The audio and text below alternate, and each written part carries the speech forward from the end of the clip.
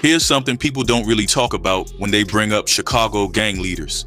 Most of them, the ones who end up in documentaries, on Wikipedia, painted up on murals, most of the time they're remembered for what they wrecked. The bodies, the territory, the weight they pushed. That's the record history ends up keeping. King Neil gets remembered for something else entirely, and that is what makes this story worth telling. Let's go back to the late 60s. Neil Wallace is a teenager in East Garfield Park, running with the traveling vice lords in a neighborhood that by this point has been systematically stripped of every legitimate institution that might have given him a different path. No jobs, no investment, no future the city was willing to build for him.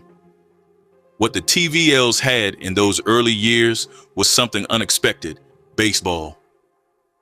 In 1968, the Travelers put together their first team, called themselves the Question Marks.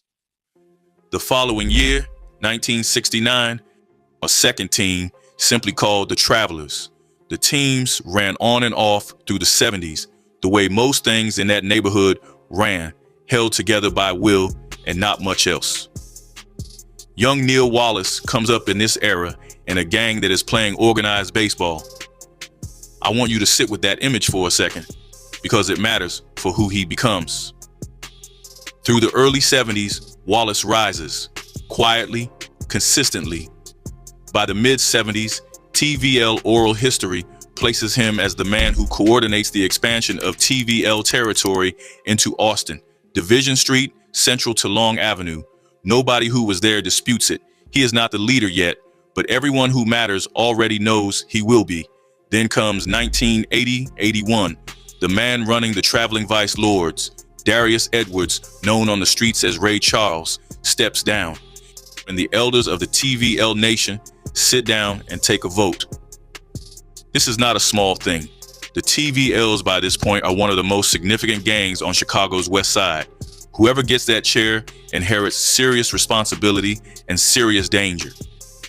The elders, men who had built this thing from a group of teenagers in front of a church on Flournoy Street, choose Neil Wallace in his mid-20s because of his leadership, because of his charisma, because according to every account that exists, he was simply the best man in the room. They gave him two titles: King of Kings, Lord of Lords. Now, here is where I need you to pay attention, because this is the part of King Neil's story that I genuinely cannot explain away and don't want to.